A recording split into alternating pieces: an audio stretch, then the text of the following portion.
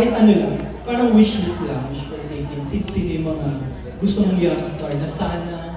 Anak ko, Joey. Hindi, kasi etong product na to, kasi, syempre, andun din yung gusto ko na, yung wholesome, maganda yung reputation. Syempre, it will also, sa product malaking factor din yun sa product ko. Magre-reflect din yun. So, as of now, siguro if ever mga kabatch ko din, para I can help them also, para ganon, and to, yun, kasi feeling ko, syempre, uunahin mo naman dyan yung mga friends mo, diba? So, you want to help them, so, mga friends ko lang yun. Give at least mga 2 to 3 years.